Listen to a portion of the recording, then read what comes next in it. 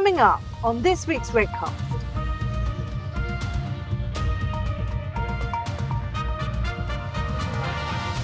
Policies are not clear enough about what you can and cannot do within these communication channels, what's acceptable and what's not. And I have to say, I agree with Sean, like these outright prohibitions, it's not proven to be a defendable position for compliance practitioners. Where we are and where we will continue to be, and it's just going to get worse with the proliferation of different communications media, is I won't know I've satisfied my obligations to my regulator or to my customers until the FCA decides.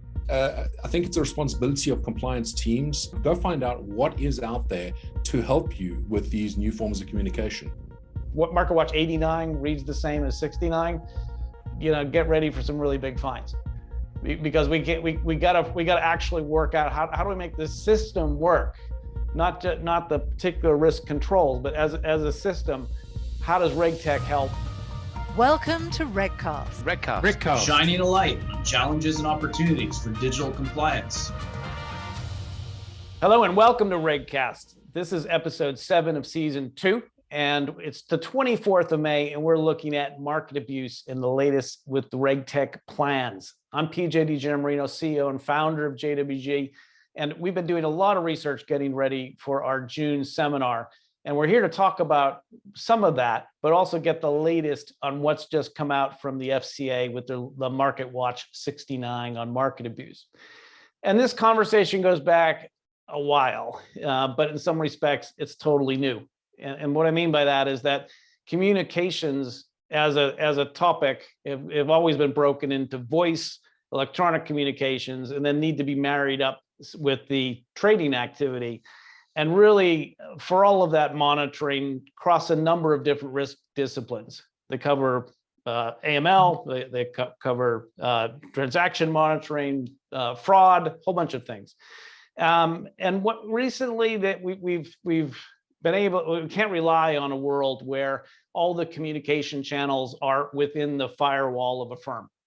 The world's moved beyond that with lots of different communication platforms out there, and there's some level of risk in having employees out there on them. Recent fines for use of WhatsApp from JP Morgan, over 100 million, and 250 hours of a roaring kitty out on YouTube cost Mass Mutual 4 million. These have started to wake people up in a post-pandemic work from home world where we recognize there are a lot of these risks to get under control. And the MarketWatch 69 commentary wasn't very direct, but it kind of read as being a bit critical of the industry. It talked about poor risk frameworks. It talked about inability to marry AML with trade surveillance. It talked about policy and procedure gaps, outsourcing problems, all the usual things that come with a difficult compliance area like this. So with these pressures from the industry and the customers and the way things are moving right now, we wanted to step back and look at some of these fundamental questions of what are market practice and how are we meant to be deploying some of this technology. And most importantly, who's responsible for listening to what? And where's the business case and sifting through all these communications and finding those needles in the haystack. So who better to help us with that than a communications expert, a compliance expert, and a lawyer? So Sam, can you please introduce yourself first for the audience? Thank you, PJ. I am Sam Tyfield. I am a partner at a law firm, Shoesmiths, and I deal day in, day out with issues such as those that we're discussing here. And advise clients on the actual practical implementation of the rules and how to interpret what's coming down the pipe. And no stranger to RegCast, but welcome back to season 2. Thank you very much. Sean, please introduce yourself for the audience.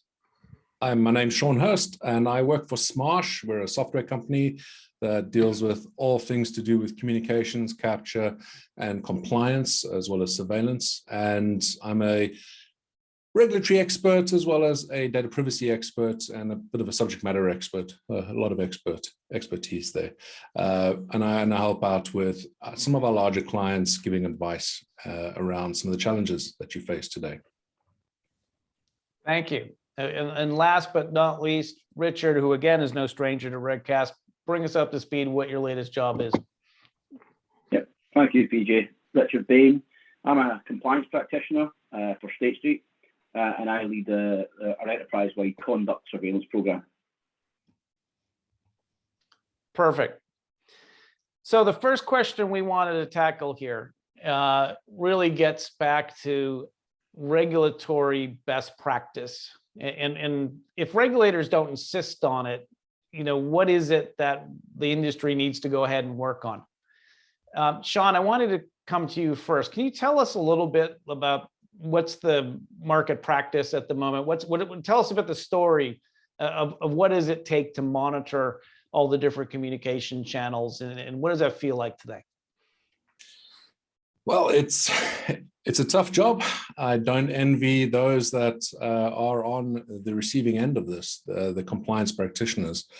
Richard has a tough job, but things over the last couple of years have obviously changed. But it's been changing long before that.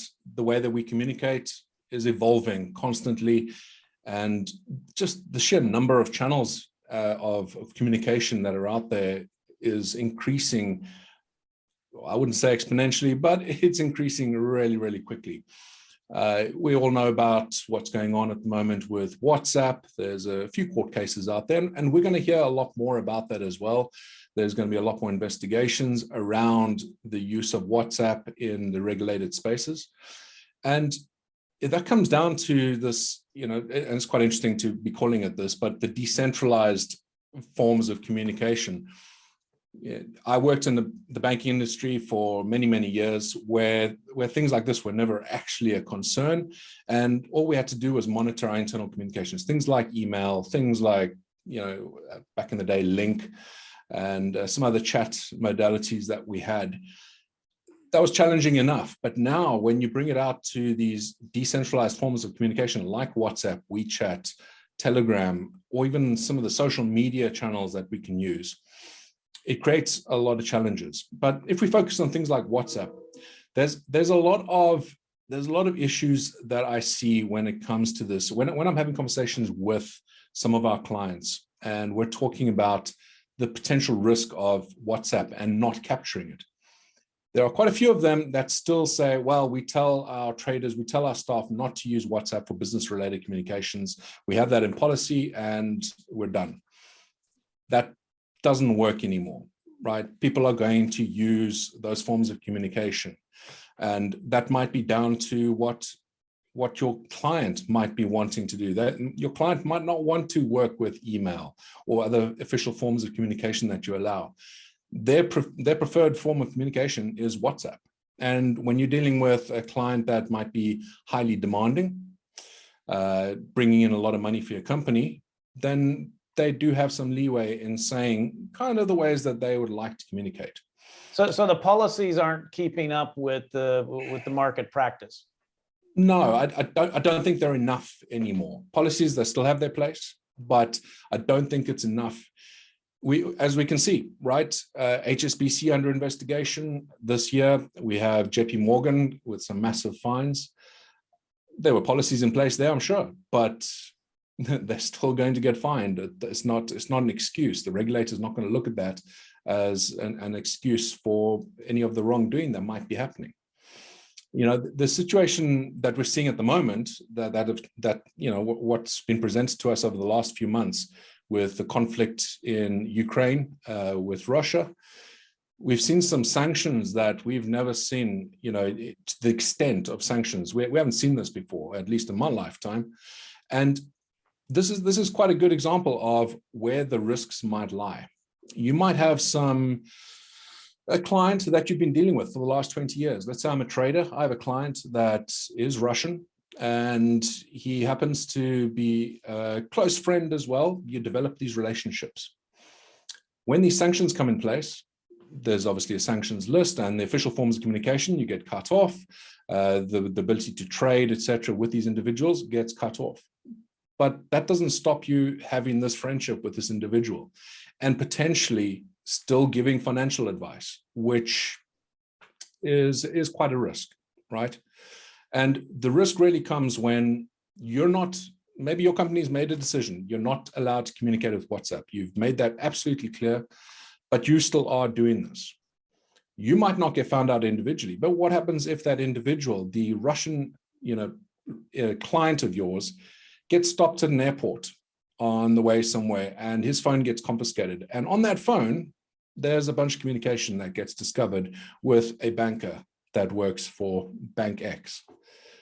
That puts you in a very sticky situation, and it suddenly exposes your company to a lot of risk and a lot of financial penalties.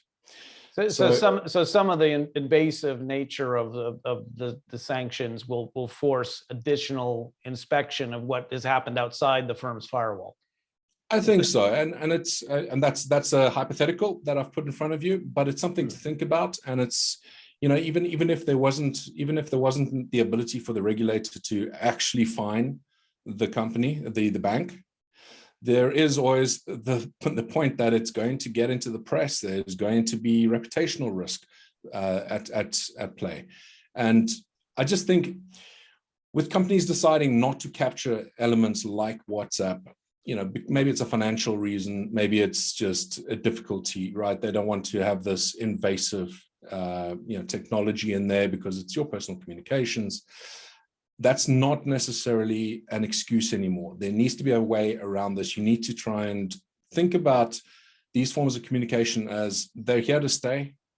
Your customers are going to want to talk in this specific way. They might want to use WhatsApp. They might want to use something else. WeChat is the biggest communications platform in Asia. Maybe that's the one that you need to think about if you have a lot of clients in Asia.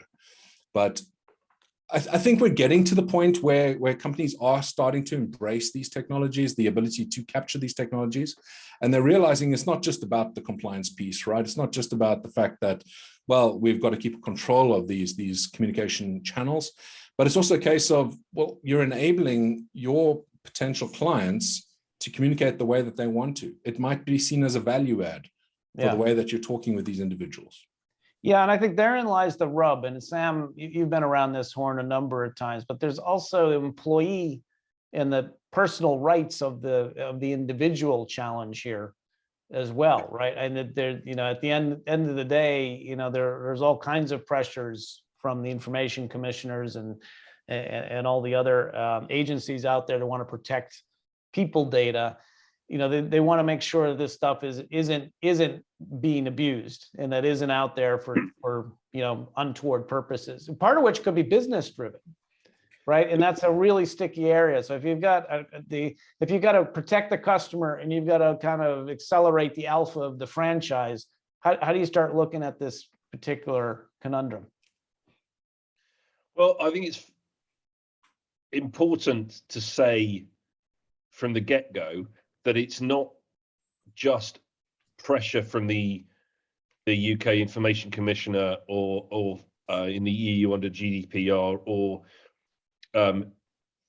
anyone else forcing firms and employers to be very circumspect about the data they seek from their staff members. It is also the firms are very reluctant to cross that Rubicon into a dystopian reality where nothing that their employees and staff members do is off limits. I know firms genuinely don't want to be that intrusive on their staff members' lives, and I think that's an important thing for everyone to recognize here. It's not that the industry is being held back from getting all of this stuff from its staff members. It genuinely doesn't want it. It wants people to have a social life. And the way, there are differing approaches. Sean mentioned right off the bat that there are firms which say it's against policy, it's against rules to use this kind of social medium. Therefore, we don't need to monitor it, because if they're found out, it's gross misconduct, and we can kind of, fingers crossed, hope and trust them that they're not going to want that to happen to them. That is one approach. The other approach, of course, is that you say to a staff member, don't use WhatsApp, or don't use Telegram. If you do use them, then I'm going to have the right to take a look at them, to take a look at your use. That's kind of fair enough, because I, as a staff member, know that I shouldn't be doing this, but if I do, then I have to disclose it to my compliance or surveillance monitoring team. And then whatever is on there kind of is fair game. And I've taken this the decision myself that whatever I put on these social media platforms or on these decentralized communication platforms, I don't regard as private enough that somebody else shouldn't have access. That's a decision I have taken. But still, I think firms need some encouragement to be able to do that, and or a business reason, a justifiable business reason for wanting that access. And I'm not a trader. I'm not in the generation of alpha, and but if in my naive approach to this, it seems a truism that if these monitoring data could have some positive P&L impact, then it makes sense to monitor them. Or in fact, that they have other compliance benefits. You could monitor staff members' mental health, which is important given the fact that we're all working from home slightly more. If your staff member lives somewhere like the West Country, where it's cold and it rains and you can't go out for 23 hours a day, for example, you're going to be concerned about their mental health. If firms could focus on that kind of thing, then the scope for monitoring opens up a little bit. But I think that's what we're going to have to face as an industry increasingly. There's some fantastic points there. Richard, I'd like to kind of draw you in here because you're expert at decoding regulatory statements, and MarketWatch 69, I must say, was a bit obtuse for me. When you read it, what kind of implications do you take away from that in terms of what you can and can't do in this space?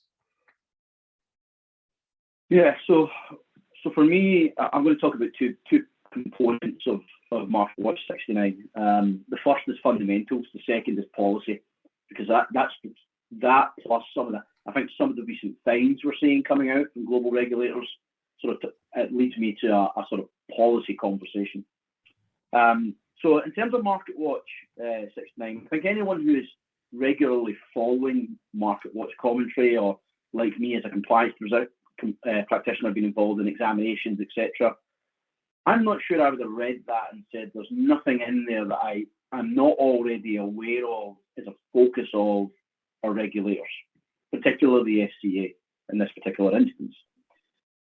I think the message, if there's one that I take from it, is surveillance and compliance practitioners must go back to the fundamentals here.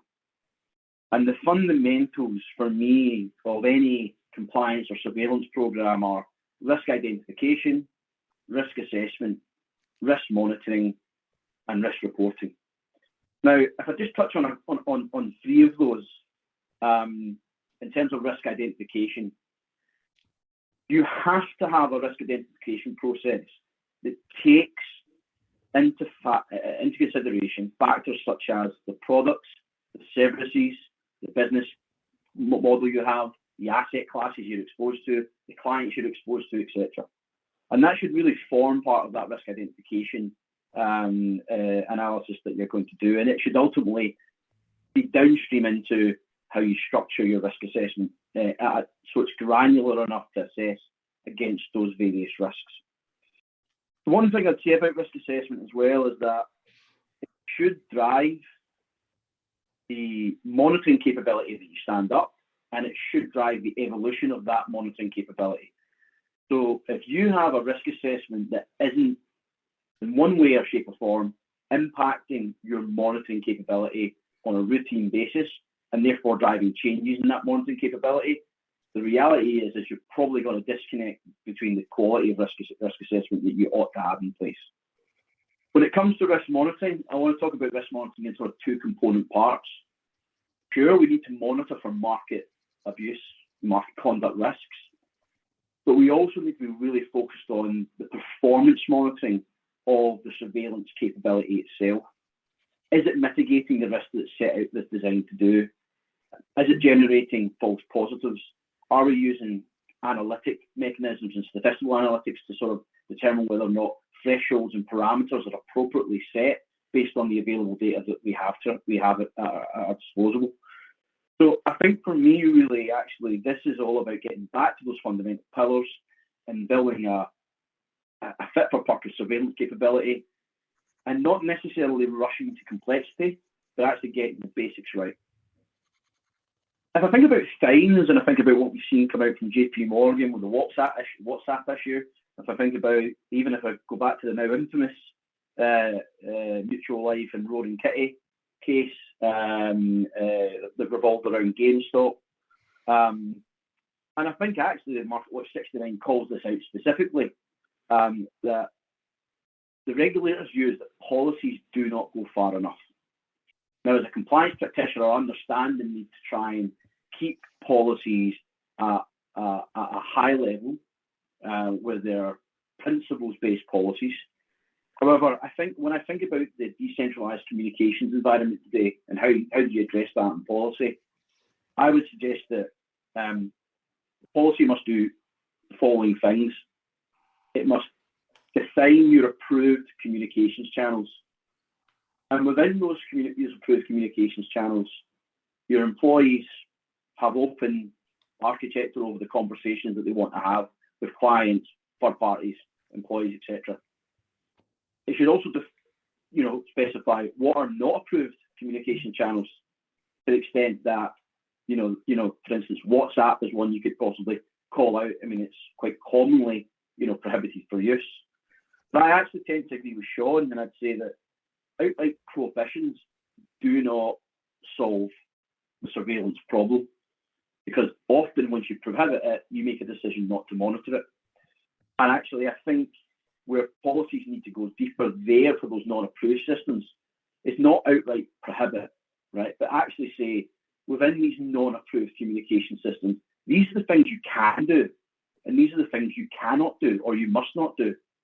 And it gives employees informed choices about, okay, I can perhaps use WhatsApp to communicate about the next meeting that we've got coming up. But if a client wants to engage me on a particular transaction, I need to move that out of that domain and have that communication somewhere else. So it's about providing more granular guidance about what is acceptable, what isn't acceptable within those non-approved channels. And Richard, so how far away are we from that today? I mean, it gives a sense of where the gap is for what you're describing versus a typical policy. Yeah, I mean, I have to say, when I speak to practitioners in my industry, very few policies or procedures or standards or additional guidance that's out there goes to that level. There seems to be a real reluctance within practitioner space to actually get into the granularity of that debate. And I would suggest that the Roaring Kitty case and the JP Morgan case were real good examples where policies are not clear enough about what you can and cannot do within these communication channels, what's acceptable and what's not. I say I agree with Sean, like these outright prohibitions, it's not proven to be a defendable position for compliance practitioners. So I think you have to. So what's keeping us then from having a standard or a common practice guide of some description? I don't know. I mean, maybe there's a reluctance or an over reliance on compliance practitioners to look at regulators to provide that guidance. I think what regulators are saying is you need to make those determinations based on your business operations, right? So there are some industries and some firms where WhatsApp, and there are locations, for instance, where WhatsApp is effective communication, and there are places where it's not, etc. So I think you have to make those decisions within the context of your business operating model and your organizational model. And it's a really difficult apple to slice, I think, and that may be where compliance practitioners are reluctant to go that far. I think that's an important point, Richard, because going back to 2016-17, when MiFID II sought to introduce a whole load of additional reporting fields for execution and investment decisions, there was a conflict between that obligation and GDPR. And so there was a lot of talk internally and with the regulators about how to square that particular circle. And in fairness to the compliance community, I think what is being asked of it by the regulators is difficult for them to manage in an HR context. Like, it's not exactly on point, but it's Market Watch 69. There was a point at the end of Market Watch 69 when it talks about suspicious transaction and order reports, where it says what we want you to do potentially is to take disciplinary action against somebody who is the subject of a suspicious transaction order report, but without letting them know why. And if as a compliance professional, I would really appreciate some guidance as to how that tipped over through my disciplinary process into the HR relationship that I have with them, or what if I'm going to tread over that line and potentially wrongfully or unfairly dismiss somebody, or bring an employment relationship to a close at my fault. I'd like to know that I'm doing that because my regulator wanted me to, or told me to. There definitely is an appropriate place for further guidance on this kind of approach. And I'll go further as well, which is a bugbear of mine and has been for years, is guidance issued by regulator also gives the practitioner a guidance on thresholds and limits, and if I do this, have I done enough? And what the massive cynic in me says is that where we are and where we will continue to be, and it's just going to get worse with the proliferation of different communications media, is I won't know I've satisfied my obligations to my regulator or to my customers until the FCA decides. And the FCA can decide that I have, but in the same almost identical circumstances, you haven't. Yeah. And I guess that, yeah, it's so we can know what bad looks like retrospectively, but we have no forward view what good is. And I guess, Sean, from a technology point of view, there's so many good things you could be doing with this technology. Do you have a good sense of how you would lay out the framework for thinking about those limits and themes that Sam was talking about? Yeah, I can talk primarily from the communications perspective, which is a minefield for a lot of companies. But I think it is also relevant for a lot of the other space, a lot of the other areas of compliance as well. Things have moved on, right? Like I mentioned before, I worked in banking for a long time. I came through the Dodd-Frank phase, MiFID 1 and MiFID 2. And, the requirements just keep changing and adding up and piling up. A lot of the software that has been implemented was implemented primarily back in the day of Dodd-Frank, right? Because of Dodd-Frank. The problem is people are still using those software. There's a lot of legacy software. It was a very different world back in 2004, 2005, as it is today, right? Things are very, very different. And the front end platforms that people are using, the way that people are communicating, it's a very different thing. But a lot of companies are still trying to capture that information and process that information, surveil against it, comply against it, using platforms that were built during the days of email, right? When email was king. And I think what people need to do, what good looks like today, is embrace new technology. Forget embrace, just find out what is available, right? We're all keen to try the new tools out there. We're all keen to use WhatsApp and Telegram. Well, go find out. I think it's a responsibility of compliance teams to go find out what is out there to help you with these new forms of communication. When we look back, and I'm pretty sure everyone's sick of talking about the pandemic, but when we look at the beginning of the pandemic, when people started working from home, and you look at companies like Zoom and how they responded so quickly to these increased needs that people had working from home. I mean, we're talking not hundreds of percent, we're talking thousands of percent increase in the amount of usage of these platforms. Now, if this was even 5 years ago, I argue that we would have seen a big problem happening during that phase.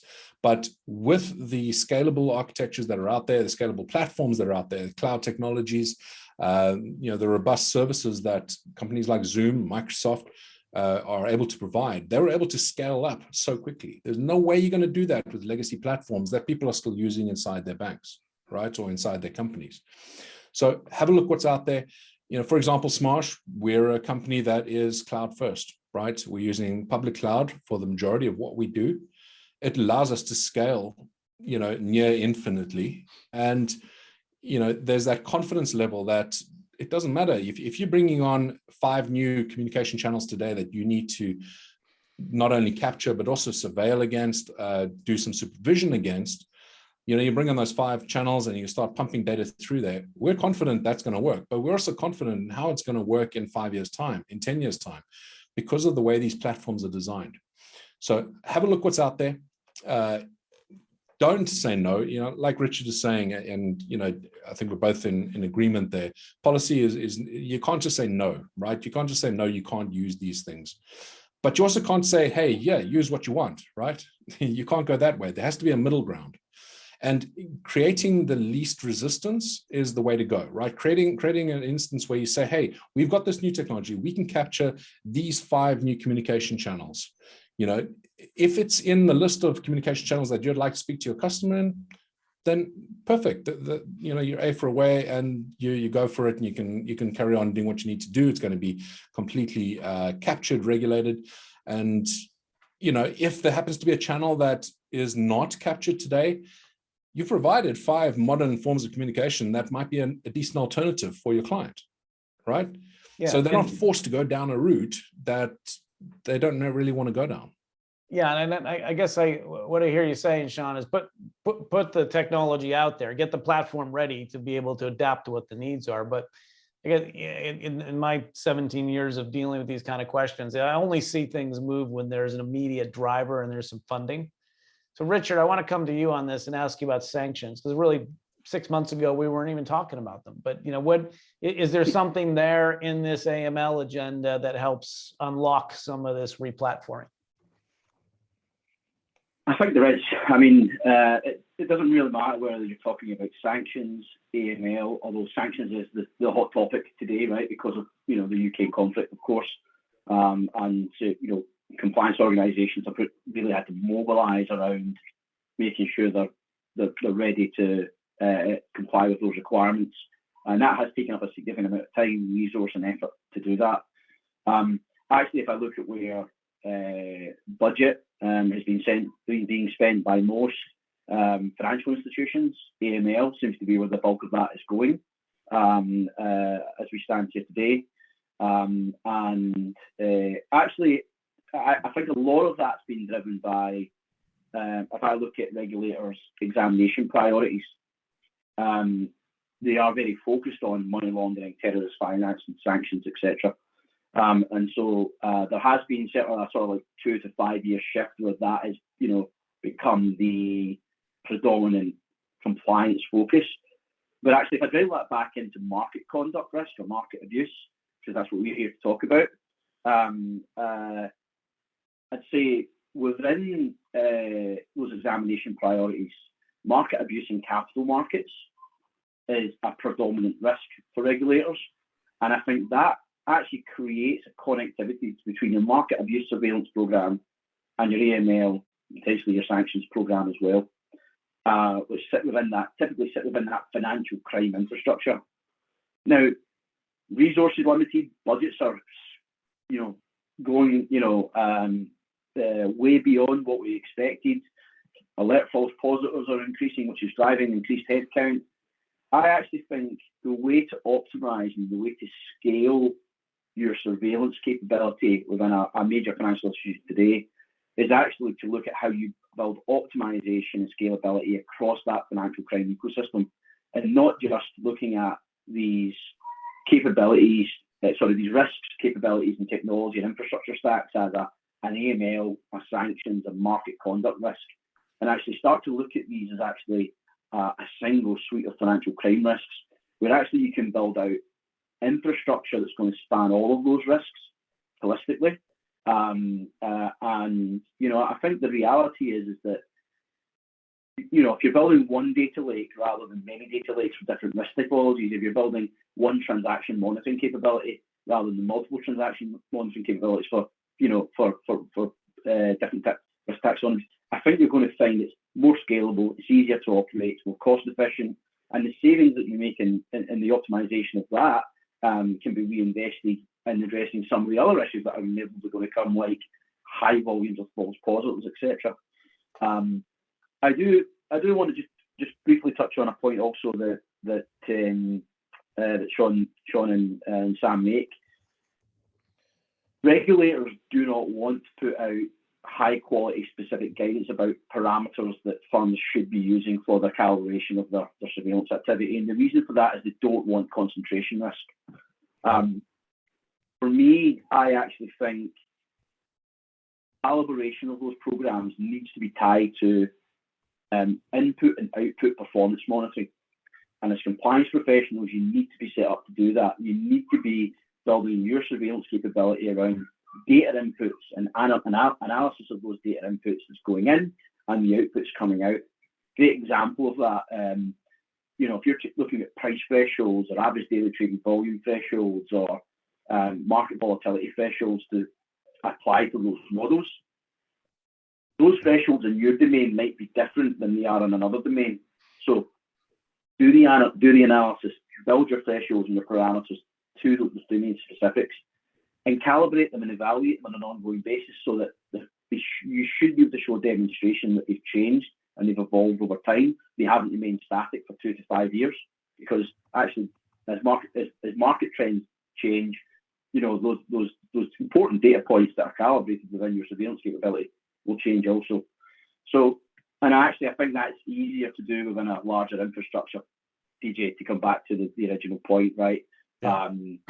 That's not an easy task. So building in expertise to do that across a financial compliance ecosystem is far easier than doing it across your individual risk pillars, if you like.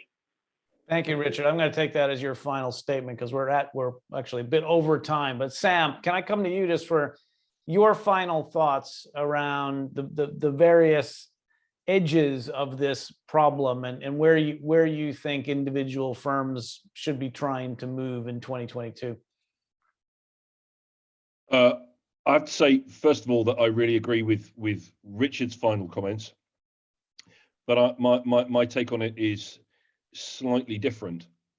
That I think compliance and surveillance and monitoring should be working much more hand in glove, or expect to work much more hand in glove in the future with front and middle office and the technologists, because to understand the business that you're surveilling, the risks that you need to ID and assess and then monitor for is an enterprise initiative, and that's what I think firms need to become much more joined up.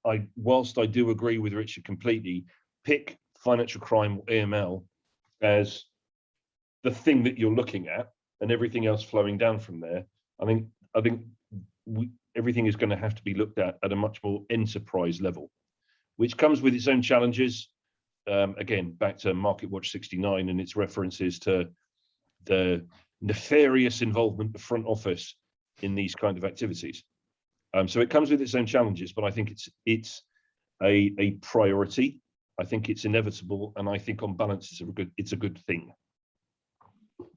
Thank you, Sam. And Sean, I'm going to take your final statement because it was so eloquently stated about the need to look at this new technology. And I'll make my assessment here, which is we've got a long way to go to make this area safe for compliance professionals. There's a lot of risk in just hoping that retrospectively somebody figures out what you're doing was good enough. And there is a big need in the industry to sort out the parameters of this guidance, not to the point where you get concentration risk from everybody looking at the same thing, but even just what are those inputs and outputs, and how do you think about the scope of the problem and the drivers? I think the risk frameworks have become so siloed and the technology solutions so specific that to bring that conversation up, we need better guidance, and to get there we need more collaborative action from firms and to get the regulators at the table. If I have to read another obtuse set of guidance like the Market Watch 69, if what Market Watch 89 reads the same as 69, get ready for some really big fines, because we gotta actually work out how do we make this system work, not the particular risk controls, but as a system. How does RegTech help control this enormous set of risks? And that's the key thing we want to focus on the 23rd of June, which you should get in your calendars now, and make sure you're online. Here much more from the speakers here today, and there'll be tons more information to follow up on. So I highly recommend you guys getting on board the broader half-day seminar format that we have, and I very much look forward to returning to some of these topics soon, especially when we have new market abuse regulation and dare I say it, MiFID III. Thank you all very much for digging in here, and we'll look forward to catching up again soon. You can download the podcast via Spotify, Apple and Google, but also I'd encourage people to come to the JWG website, which, as hopefully you will know, is jwg-it.eu. Go to the Intelligence Hub and create your bespoke library. This is RegCast. Shining a light on challenges and opportunities for digital compliance.